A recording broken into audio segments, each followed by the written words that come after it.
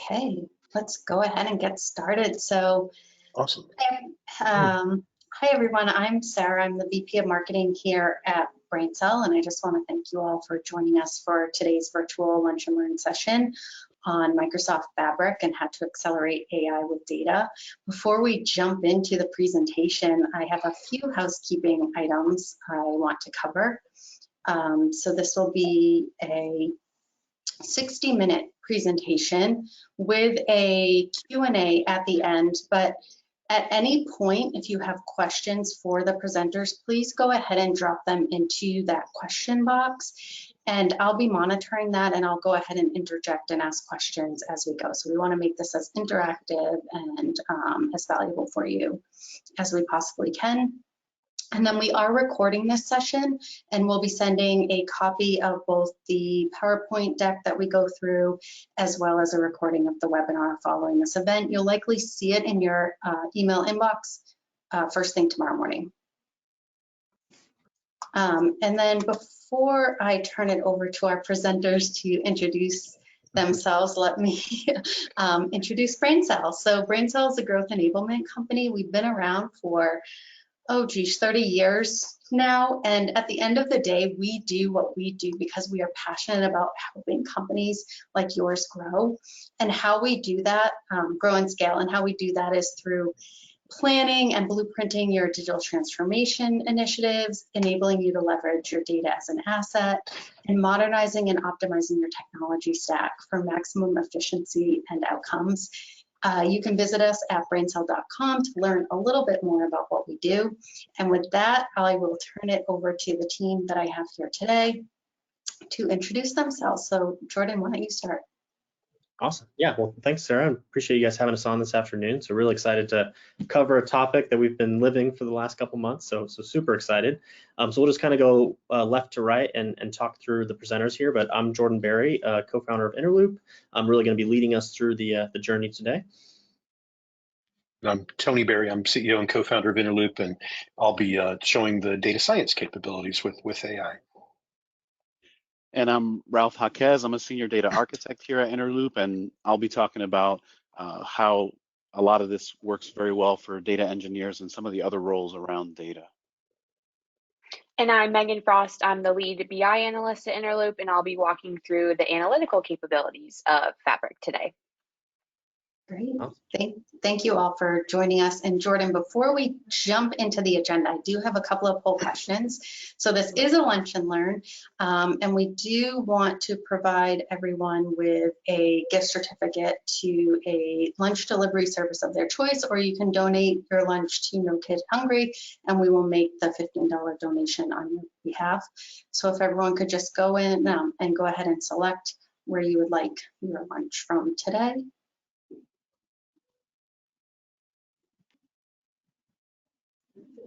About 60% have voted. I'll give you a couple more seconds. Okay. And then the second poll question we have is just, we want to gauge your familiarity with Microsoft Fabric. So how familiar are you with Microsoft Fabric? You may be using it and have a complete understanding, and you're just looking to see maybe what you've been missing or new ideas for how to utilize it. You know what it is, but are interested in learning more. You've heard of it, but not much more beyond that, or never heard of it, but you're interested in the topics of AI and data.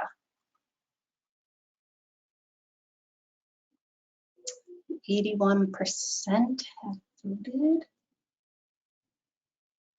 Okay, it looks like we have a mix here. So 63% have heard of it, but not much more beyond that. So you're at the right place.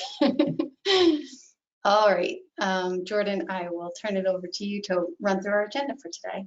Awesome, yeah. Well, it's good to know that everyone's here to learn a little bit more about Fabric, and so happy to kind of walk through the agenda we're going to be talking about today. So would like to start with a little bit of introductory information. So talk about what we're calling the data challenge. So siloed data, multiple systems, multiple tools to deal with it. Then we want to talk about a modern approach, and this is really a precursor to Microsoft Fabric. So talking about kind of what are traditional methods versus more modern approaches. Then we'd love to do a quick introduction on Microsoft Fabric before we dig in a little bit deeper. We'll talk about how data is really a team sport and the type of data roles that you'll need to build an end-to-end solution. Then we'll actually dig into a live demo of a solution built with Fabric. So that'll be really hands-on, really interactive. I'm super excited about that. And at the end, we'll talk a little bit more about AI readiness. Data is really a fuel for AI and as well as other things. So I want to talk through what a readiness current state looks like. And then we'll talk, if we have questions at the end, we'll leave some time so that we can answer all the questions you have after we go through all this. So that'd be our quick agenda for today. Before we do that, did just want to do a quick little background on Interloop. So obviously we've been a really close partner with BrainCell for many years. And really our mission is to help organizations achieve more with your data. And the way we do that is kind of threefold. One, we bring people to the equation. So you're meeting quite a few of the Interloop teammates here. So really a breadth of expertise. We focus on process. So how do we get there? You'll see, especially in the demo, some of the patterns and practices that we've developed over the course of many years that we apply to data challenges, as well as technology. So Microsoft Fabric is a great platform. And we bring some additional tools to supplement and enhance, tools such as Microsoft, so that we can create holistic solutions for our customers. And yeah, quick little intro there. We'd love to start about talking about the data challenge. And so there's a lot of facets to this, and I'm sure a lot of you guys are probably living this at the moment. But really the challenge with data is that over the past decade, data has exploded. We've probably seen charts like this. I think this is even slightly dated, but every 60 seconds, we're generating more data than we ever have before as a human race. And what's crazy is all this data is getting generated, it's getting stored, and yet very little of that data is actually being used for decision making, tactical approaches, that type of thing. And especially if you're in the business world, you know this to be true. You've probably got a CRM tool, a marketing tool, maybe an ERP, maybe some additional custom-built type databases. You've got all this data, it's separated, it's hard to pull together, and yet you've got executive teams and customers that are looking for answers. And so the good news is, while it's a hard, challenging technical problem, if you invest the time in becoming data-driven, you'll start to see some returns like we're talking about here on the right-hand side. So, if you're a data-driven organization, you're often 23 times more likely to acquire new customers, often because you know more about them and can tailor the solution. You're 6 times more likely to retain those customers. So same thing, by understanding their needs and wants, you can service them better. And then ultimately, you're 19 times more likely to be profitable if you're running your business on data rather than on gut and intuition. So I think we're probably all feeling this pain today, but that's really the precursor to tools like Microsoft Fabric. And so one of the things that we like to highlight is often what we call the pain points or the symptoms of this data challenge. And so if you're looking in your organization, you're probably hearing some of these types of pain. So things to listen for are, hey, we've got gaps in our data. We need answers to questions, but we don't have all the different insights that we need. Maybe you've invested in systems. You're at that point where you have purchased a CRM, an ERP, and yet you're still struggling to get some of those lifecycle questions answered. Another unique one is, I need data from system A and system B. A lot of times in customer service or those types of tools, you might need to know about, what type of orders the customer had or some of their preferences. And while that data is siloed somewhere else, that's how you provide that superior service. And just one other highlight is, if you want to be able to be alerted and understand, when things happen in your business, this is really the type of pains that you might be feeling and hoping and wanting for if you're struggling with this data challenge. And so with that, I'll kind of pass it off to Ralph to talk about what we've experienced as data integrators and kind of the old way and the new way. Yeah, so as a solutions architect, trying to figure out how to solve a lot of those pain points or a lot of those challenges, over the years, what we've done typically is create point-to-point integrations. Well, we know we need some of this data from here, and we're going to go put it in that system. We also want to report on it, so we might have to copy that data again in order to report on it. So you get a bit of a mishmash or a little bit of spaghetti from here to here, from there to there, from there to there, a lot of duplication and a lot of complexity. But what if there was a simpler way to do that? And of course, the newer, more modern way to approach a lot of these data problems is to have one system, to look at it in a sense of, hey, all of this data that we have, there's value in it. Why not centralize that data? And then we can use that data in whatever way we may need it. So whether it's building a one-off report building a dashboard. Perhaps maybe it's doing some really complex analytics or pushing it through an AI to get even more insights. That is that sort of new way. And if we go on to the next slide, you'll also notice that one of the approaches that we take is looking at all of those sources, pulling them into one centralized place, then curating all of that data, and then making it available for consumption. This particular design pattern we call a medallion architecture. And again, what that facilitates is this premise of, we know all the data is valuable. We can't do all of the analysis on all of the data right now, but we want to prepare it and make it available so that it can be used. And ultimately, we want that all to be automated so that at any step of the process, we know if there are any issues with the data, and also that data is available to the right people at the right time. Of course, that's what we want. Does a system exist that can help us to accomplish that? Jordan, can you tell us? I can. So, we've been feeling that pain, as I'm sure many of you have been for the past several years. And traditionally, you would have to build that modern data platform with a whole data stack. So you'd have to buy a tool that extracts data, a tool that stores data, a tool that analyzes data, and then another tool that would push that data around into the various systems. And we weren't the only ones that noticed this. Microsoft, we're a partner of, started to understand that this was really a challenge in the market. And so they recently introduced Microsoft Fabric, which for those that are unfamiliar, they often call it a unified analytics platform that brings together all the data and analytics tools that you need.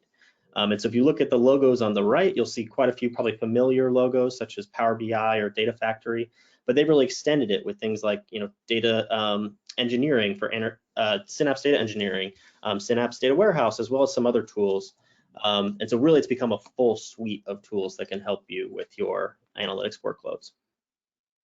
And so wanted to dig one level deeper. So while Microsoft Fabric is this unified data platform, one of the biggest technological innovations is what they call OneLake.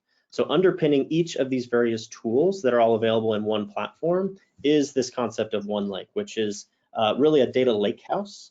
So it stores data in an open Parquet Delta table format. So it's really easy at storing big data, varied data, different types of data. And it also makes it really easy to surface that data back up, both for operational and analytical needs.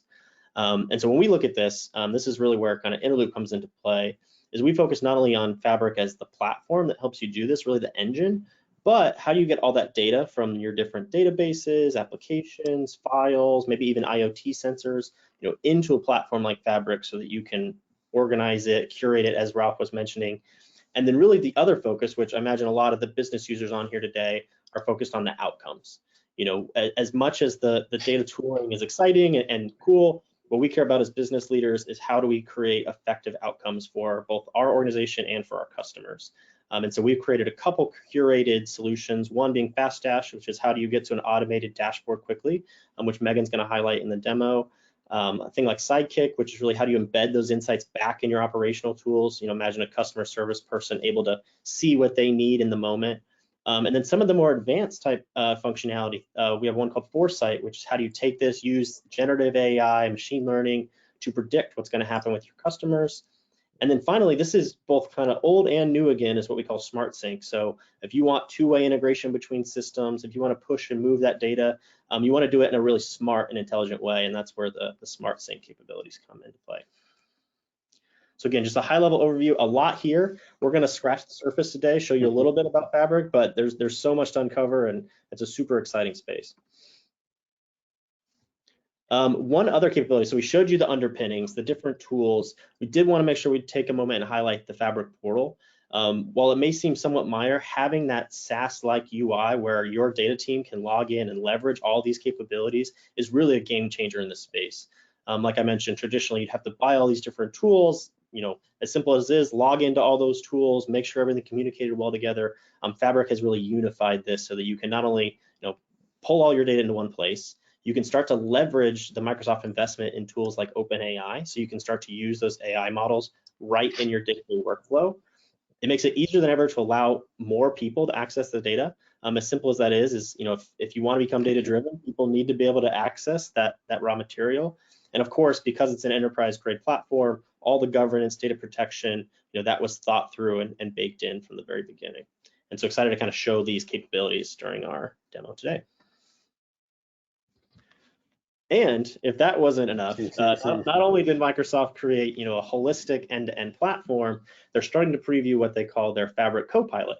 And so if you've been following the Microsoft 365 Copilots, really the idea is that this is an embedded virtual assistant that can help you do all kinds of tasks with natural language. And so this is one area that we're super excited about as data engineers and data analysts, is that you can use something like Copilot to generate queries, to build data pipelines, to set up alerts, all with natural language. So the learning curve gets much smaller, much easier to start to use this. So we're excited to see where this goes as well. So another really cool capability that comes along with Fabric. And final point before we jump into the demo is, like I mentioned at the beginning, we see data as a team sport. And this is really what Microsoft Fabric, the way that it was designed, was to focus on these different roles within a data solution. And so when you're building a data solution, you can't just think about analytics, can't just think about engineering. You've really got to think about how do all these things interplay. And so really we're going to show 3 key roles today. So the first one being data engineer. So how does Microsoft Fabric help empower the data engineering workloads that we need to run every day? Then we're going to switch to maybe the more traditional Power BI type users. So the data analyst, how do they jump in and start to leverage all those capabilities on a day-to-day basis? And then we're going to shift over to the data science side. So how do you now leverage this data, empower your team to build AI models, put that data to action, and then we're going to wrap it up at the end with a quick overview of how all this is beneficial for a business. So now a quick highlight of what we're doing. At this point, we'd love to jump into the demo. Just for a quick backdrop, we're going to use an organization called Palmetto EV as the sample, and essentially they've built a holistic solution on top of Microsoft Fabric. So happy to share that today. So at this point, I'm going to pass the baton to Ralph, and he's going to dig into the data engineering side of Microsoft Fabric.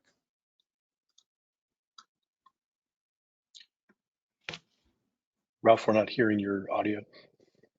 Of course, sorry. I'm going to start by sharing that portal that Jordan mentioned. And I want to emphasize this premise of it's really a toolkit, and Microsoft's done a really good job of bringing all of those tools together in a way that is very easy for each of the roles, not only to do their job, but to work together as a team and kind of transition that data or really make it a true life cycle from whatever the source of the data is to whatever the purpose of the delivery is. And one of the great things about that toolkit is, and here I just went to the new pane, and it's showing me all of the different things that I can do. And as a data engineer, that basis or that foundation is one lake, as you heard Jordan mention. So I can create these lake houses right here. I can also create my data pipelines or my transformations. Really, all of the tools are here available. They're already integrated. They already talk to each other. It really help you to build that solution end to end.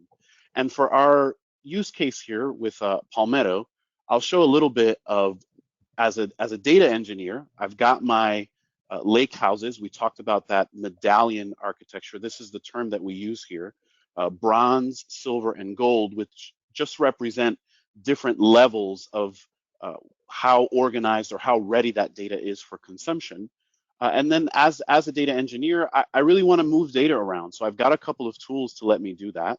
One of those is a data pipeline. So here's an example. Again, we won't walk step by step here, but here's an example of getting data from our source system, which in this case is a CRM, over into our bronze lakehouse for some kind of consumption. And what's really nice, again, about the way that Fabric sets this up is all of the orchestration or all of these jobs, all of the tasks that might be required, because they're built here, because they're managed here, you can also track them. Did they work? Did they fail? So you get a really holistic view of what's going on with the data, what's going on with my tasks.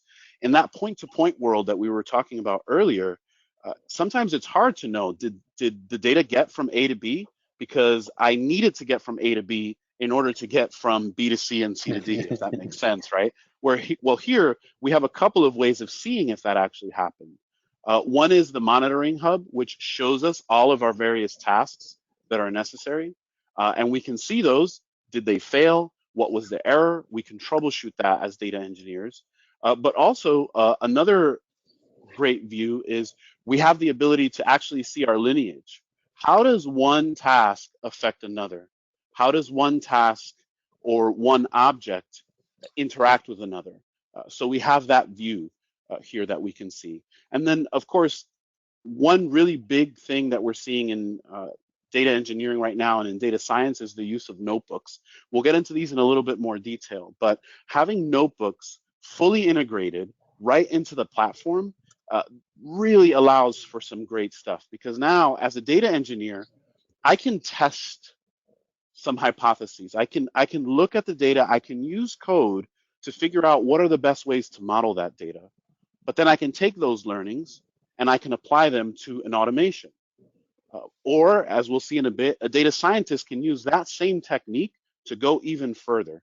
And he may not have to, or she may not have to worry about the gold or the fully curated data, but actually go right back to the source and see that data coming from the source. What are the insights that we can get from that? So as you could see, all of the tools being here really makes it easy for a data engineer to do their job, but also to be able to hand off the baton, as it were, to an analyst. So let's look at how an analyst would interface here with Fabric, and I'll pass the baton over to Megan.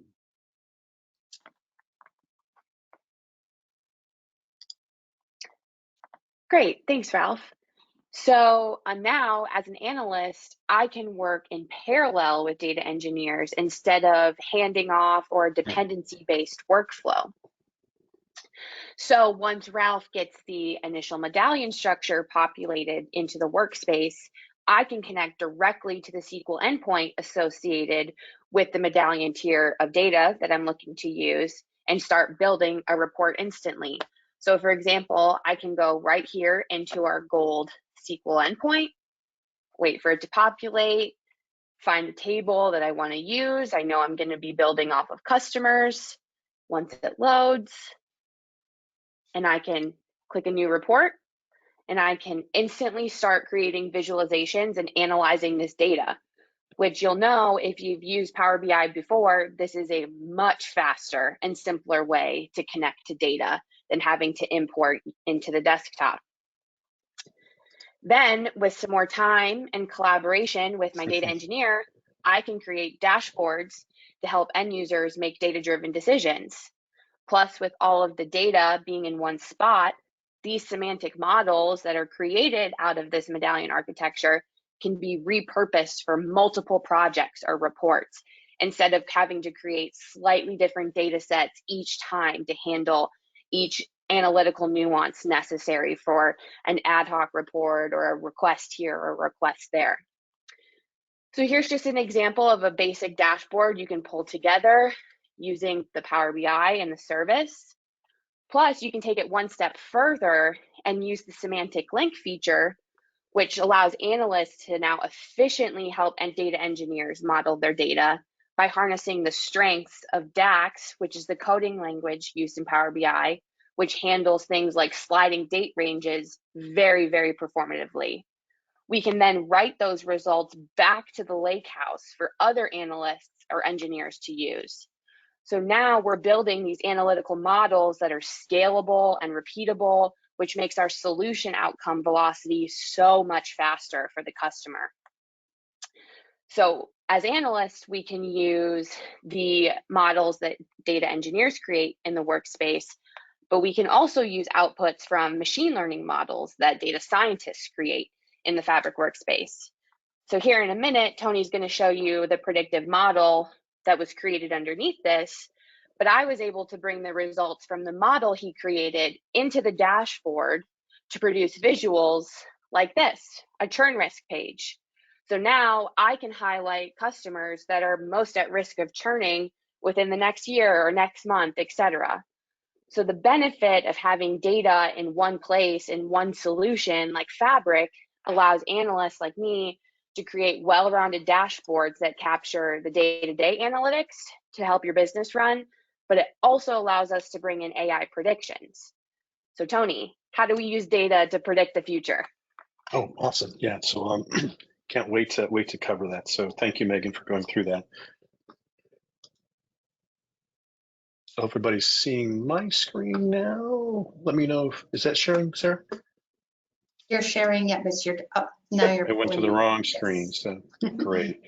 Yeah, so as Megan was mentioning, and we keep Ralph busy, as you can probably imagine. So Megan was showing the needs she had as a BI analyst. Well, I'm a data scientist, and so I also needed Ralph to put some things together. And he said it briefly. What's interesting is he's bringing data in from CRM, ERP, marketing, and in this case, even a flat file, a CSV file, that had all of the customers over our lifetime that are no longer customers. So a concept called churn that Megan showed real briefly. And so because we knew we had both these needs, Ralph was able to load all that data at the same time. And what was really interesting is Megan's working on her dashboard and I'm as a data scientist working at the same time. And Ralph's continuing to update that data. And the data can be pushed back in, which is kind of a meta concept, but it's this idea of as you do your work, the data then becomes available to others. And Megan showed that, the churn model. But let's talk about, let's geek out a little bit. And so what you're going to see here is I'm in as a data scientist, and just like Ralph showed you and Megan showed you, the product is organized around these roles. So I flipped to a data science mode. I'll let the data engineers do that geeky plumbing data engineering stuff. I'm going to focus on the data science. And so I live in the world of notebooks, experiments, and ML models. And you can see here's all that for me. But what I thought I would do is I'd walk through this churn analysis. I've actually been asked to do two things. One is what customers are likely to churn, and also what equipment is likely to fail. And as you can imagine, they're related. If you're a customer and you're having, periodic machine failures, you're probably at higher risk of churning. So these two work together. I only have time to work through this first one, but be happy to do a follow-up and show how we can look at IoT data off machines and decide if they're actually going to fail. But let's go. Let's put on our data science hat and kind of walk through this. So we've been given a file that has 10,000 customers and a bit of demographics on them. How old are they? Basically, what do we think their income level might be? Where are they located? How many products have they done? We have both a loyalty program and a maintenance program that people can participate in. So how do they participate in those programs? Because you don't always know exactly what is going to cause a churn, but with AI, you can start to predict that with some pretty high predictability. So first thing we had to do was to load in some AI libraries. And this is the great thing about notebooks, like Ralph said, it's embedded, but I have the whole world of AI libraries available to me. So not just the open AI stuff, but anything that's available out there in the industry that works with Python and what's called PySpark. So I can load that data, and I'm going to load in a library called IMB Learn. We'll learn why in just a minute. This is what that data looks like, that CSV data. So it's got the customer ID, their name, their credit score, where are they located, what's their gender, roughly their age, how long have they been a customer. We have a credit card program, so what's their balance? And is that an indicator how many products? We have basically a credit card, a branded credit card, and then are they a member of our loyalty program? So these are a lot of the things that might give us some indicators of whether they're going to, basically attrition or not. And then we're going to use my favorite friend, Smoke. This will, if you're a data scientist, this basically, as we probably all know, data science needs lots of data. Well, we only have 10,000 records here. So from a data science standpoint, that's not a lot. And I've got to split it into a training set or a couple training sets. So what Smoke lets you do is essentially create what's called synthesized data. So we're going to take that sample, we're going to apply it, and then Smoke will go create a bunch of stuff for us to get that model up bigger, and we can run some experiments to see how accurate Smoke is. So we're going to run through that. We're then going to read the data in, and we're going to load it into what's called a Panda data frame. Data scientist's best friend is a Panda data frame. So we'll do a lot of work with that. We'll pull it in. But what's really interesting too, and Ralph kind of hit on this, is we're working with this data. We want to kind of see what's going on with it and start to see if it's coming in correctly. So right within the data science notebook, I can actually interrogate the data and just make sure it's coming in with what I expect from an age standpoint, geography, does it kind of look right? We've probably all done this where you go and wrangle a whole bunch of data, you get to the end and you realize, oh shoot, I'm missing a column, or I've got a field that's formatted wrong. So this lets you catch it right within the work in the notebook. And then I'm going to do a little wrangling. So this is the bane of all data scientists, is we don't want to wrangle data. We want to do science on top of it. And Ralph's already got a lot of this organized, but just in case I need to do a little bit of work, I've got the data wrangling tools available to me. And a lot of times you'll do this if you're trying to put things in the right category or things like that, but this is right in line. So I can go and look at essentially that first data frame as it came in, and I can start to take a look at that data and, if again, kind of analyze it, see if I need to clean it, do I need to reorganize it all. Ralph did a really good job here. This is actually organized quite well for me, so I don't have a lot to do. But in the future, as Jordan mentioned, this is going to change, and I'm going to see a little Copilot over here. And so what I could ask Copilot in the future is, hey, can you look at this data? Does it look like it's clean, or it looks like maybe that category field is off? Would you mind reorganizing that for me? And that's where Copilot will start to help both the data engineer and the data scientist, and even from a BI standpoint, will start to help with some of the building. So it becomes this very powerful assistant in terms of how you move forward. But again, this data looks good, so I'm going to keep going. And so I've got everything wrangled, and now gets the fun part. So now I'm going to start to model the data. And what I have to do when I model is I want to tell it what I think may be the key factors. So in this case, geography, gender, number of products, estimated salary. So this is what I've told it.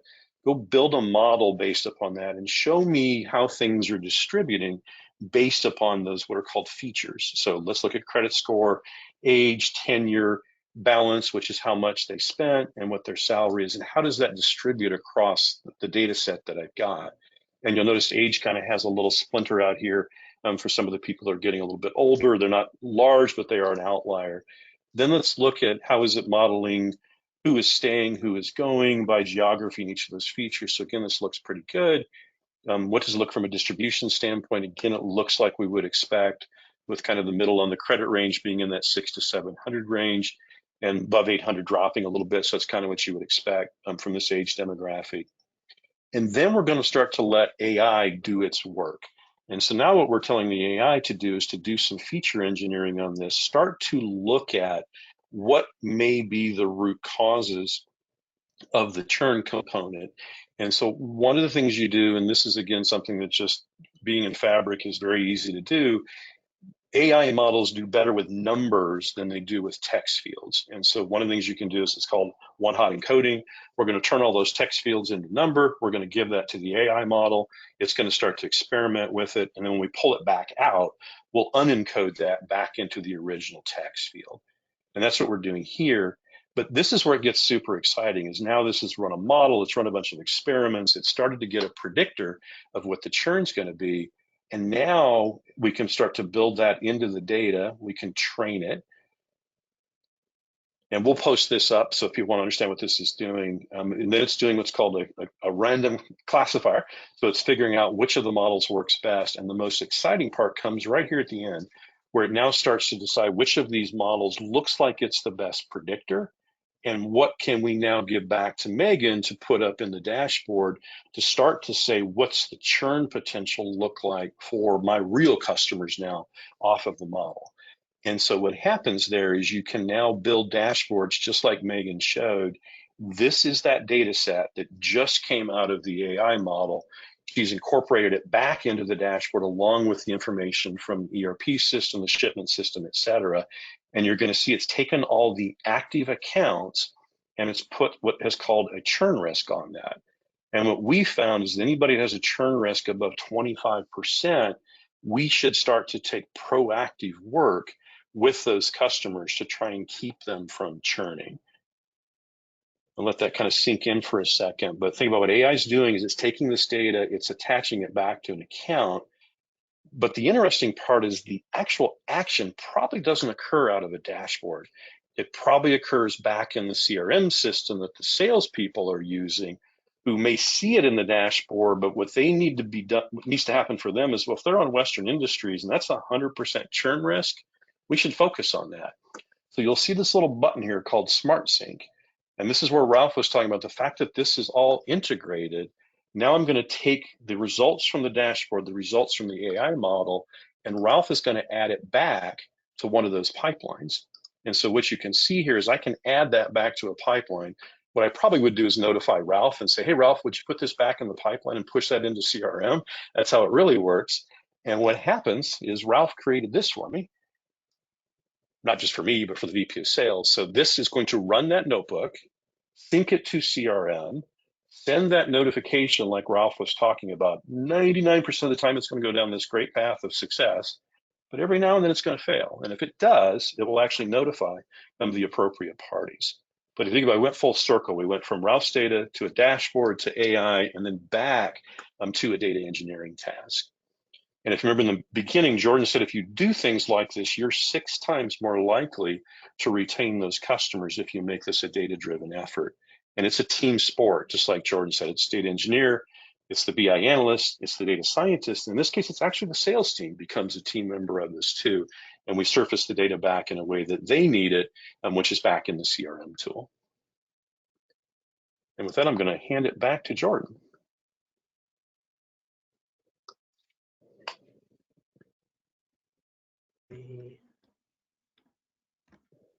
You see you guys are seeing my screen now. I'll go ahead and present. Oh, Yes. jump back. Apologies. Perfect. Awesome. So that was a lot. We walked through a lot of different functionality of the Fabric platform, but hopefully you guys are starting to see, like Tony mentioned, really the power of this team sport mentality. You can start to see that flywheel that happens. You know, you extract the data automatically. It then automatically gets loaded into the dashboard. You do analysis. You then automatically create AI models that are constantly working, and then that automatically pushes data into your CRM or ERP tool so that your team always has that data on hand. And so while it may seem, you know, like a lift, when you get all those pieces put together, you really are able to create some benefits that really truly create a competitive advantage. And so I did just want to talk about a couple of the business values of this data. And one thing I wanted to note too is that really as we're talking to customers and understanding their needs, we're seeing that AI is no longer for the Fortune 500. Mid-market companies, smaller companies are starting to leverage AI data in this way to create competitive advantages. And so if you're willing to make that investment, like we said, you know, spend the time, set this up, work with trusted experts like Interloop and BrainCell, these are the types of things that you can expect. So everything from increased efficiency, better data quality, you're able to move more quickly, make decisions with higher confidence, you improve collaboration across the organization, and ultimately you're able to mitigate risk and drive growth, which, you know, we're all looking to help drive growth and success in our businesses. So with that, I did want to just kind of switch over to a quick offering. So we've talked about a lot today, went into Microsoft Fabric, showed some of the capabilities. And so if you're thinking that AI is something that you want to incorporate into your organization, we did want to offer an AI readiness assessment. And really what this is just 30 minutes with our experts. You met some of them today. We've got many more that can have a conversation with you. But it's really meant to help you understand, where are you today? You know, so like we talked about at the beginning, this is a journey. You know, we're not expecting that organizations jump to the finish line, but where are you in that process? We'll understand your current state, we'll understand where you are in that journey and where you want to go. And then we'll also talk to you about some tactical guidance on how can you start to get ready with tools like Microsoft Fabric or some of the tools you're already using today, so you can, you know, leverage your data for both AI, analytics, and other use cases.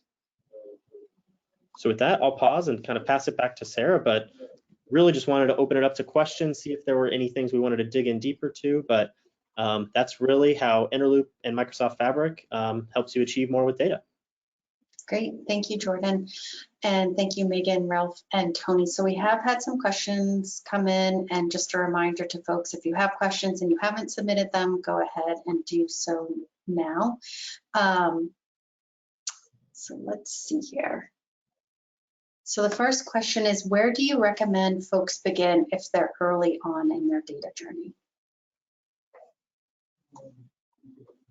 That's a great question. And I'm happy to grab these, but Tony, rest of the team, feel free to jump in as well. But really, when you think about data, it's all about kind of those maturity levels. And so we think about data as, if you go back to the early times of collecting it, pen and paper, that's probably the lowest level. Then you got to think about, okay, have I invested in my different departmental tools? So if you don't have tools that are tracking each of your departmental functions, that's often where we recommend people go next, is make sure that you're collecting and tracking this data. Then once you get there, you're probably going to start hitting some of the challenges we mentioned in that pain point area. So that's where we talk about customers being kind of data curious. That's a phrase we use. So you know, we've got enough data here. We want to understand how can we leverage it better. That's probably what we're talking about here. And so what I'd recommend is starting to identify, you know, what are those key business processes that you're trying to get insights around. Oftentimes, if you've got all this data, but if you're not pointing it towards something important, it can be a lot of wasted time and effort. And so that would be my recommendation, is start to think about your business rather than just the data. And what are those processes that you want to empower? And then from there, you can kind of reverse engineer, what is the data that's needed? What are those insights we're trying to get at? So it's a little bit of a process mining activity originally. Great, thank you for that, Jordan. And Jordan, 100% agree. And I always like the old Stephen Covey statement, start with the end in mind, really applies here. So we often, I know Megan, when she's sitting with somebody, usually the dashboards is where people have a good idea of what they want, is close your eyes, vision what that perfect dashboard would be and describe it. And then, as Jordan said, then let's work back from what are the processes to get that data for you, and then how do we apply the technology to achieve it. But great question, because where do you start is always the toughest thing to figure out. Great. Another great question, how do I get access to Microsoft Fabric? Microsoft has made that way too easy, so on purpose. So if you're using Power BI today, you just go up in the service and you'll get hit with a prompt at the top and a button down at the bottom left that will say start a Fabric trial. We highly recommend it. I think you get 60 days, if I remember correctly, Jordan, on a trial. So go ahead and start that. If you have any questions, we'd be happy to record a little video or send that, but it's pretty straightforward. And the only caution would be you'll start to drop into Microsoft's marketing, so you will get emails, you will get reminders, but it is a full-blown trial. And so it's very, very effective, and we are more than happy to help you with that. Thanks, Tony. Next question we have is, our organization is using multiple clouds. Does Microsoft Fabric play nice with AWS, Google, etc.?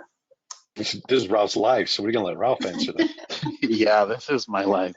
The short answer is yes, absolutely. It's almost too easy, but it really does allow you to read data from multiple clouds and also write data. So pretty much, if you've already made an investment into a given cloud or even specific data tools, Fabric will really allow you to kind of leverage those investments and get a real return, because now you'll be able to use those tools, but also get a whole suite of even more powerful tools in Fabric. And the premise of either doing that for a short period of time, or even to just migrate over completely into Fabric, Fabric really makes all of that very easy. Great, thank you, Ralph. All right, a lot of questions coming in. This is great. So next question, for organizations already using Synapse, do you know what the migration and or upgrade process will be, especially if you're already using Spark notebooks or existing pipelines? Oh, it goes back to Ralph again, because he's working with a couple customers on this exact thing, right, Ralph? Yeah, this is also a really good question. It's a simple answer, but it's also a little complex. The short answer is Fabric really is an amalgamation of all of the best things in Synapse. You may have noticed in one of the slides even that the term Synapse appears in some of the names of the tools within Fabric. So right now, Microsoft doesn't have a direct migration path. That is coming, but that's one of the things that we're working on as well at Interloop, is migrating assets over. So we have a couple of our own processes and tools where we can do that. However, because of the way Fabric is built, it also plays very nice with existing assets anywhere. So some of the things that you may have that exist in Synapse don't necessarily need to be ported over right now. You could actually just read data from Fabric, write data to Fabric, and there's even some features in Fabric where you can just shortcut and look directly at data that exists within Synapse resources. Great. And we had someone that is going to take us up on the offer of the video to access the free trial, so we will sync with them after this. All right, let's see here. So another question, you mentioned the medallion architecture model. Is that part of Microsoft Fabric? Yeah, I can probably speak to that a little bit, and then Ralph add some color. But Really the medallion architecture is more of a philosophy or an approach. It has become essentially the de facto standard in terms of how do you land data, model it, and get it ready for analysis. But that's some of those best practices and techniques that we talked about. So like most tools that are very powerful, you can do a lot with Fabric. If you aren't kind of very particular and focused on how you do it, it can get a little bit messy or complicated. And so we've found that the medallion architecture gets the entire team aligned. So we talked about all these different stakeholders. If we're all speaking that same language, now we all know what those things mean. Previously with some clients, we would see different departments, different groups using different techniques, naming conventions, language, and so you almost create more chaos than you solve. And so by adopting that type of model, we're finding that it really kind of supercharges Microsoft Fabric to allow our team to execute more quickly. Great. And then final question, unless we have any others that people want to drop in, is I'm already using Power BI.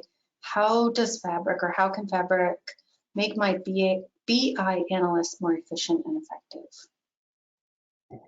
I can take this one. You want to take that? One of the really great benefits of Fabric is that we get to use the direct lake mode, which is a new feature brought with Fabric.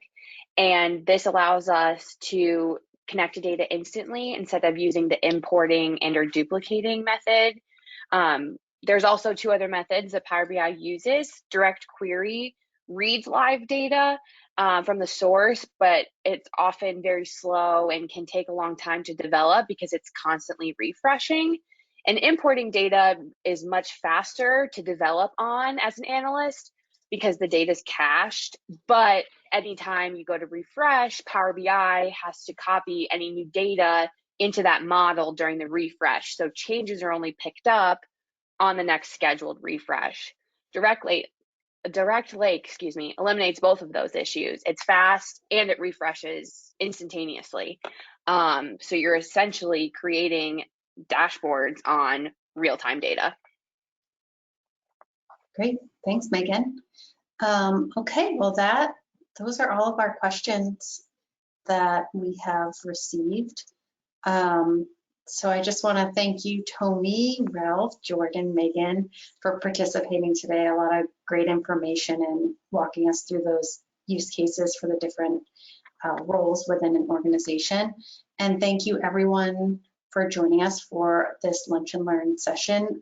Again, we will send out the recording and the slide deck. You'll likely see it tomorrow morning. We'll follow up with those of you that were interested in the free trial video as well. And then as you exit the webinar today, a survey will pop up asking if you want to schedule your AI readiness assessment. So just go ahead and respond to that, and we will follow up to help schedule that. So thank you, everyone, and have a great rest of the week and a great holiday and Happy New Year. Great. Thanks, everyone. Thanks, everybody. Bye.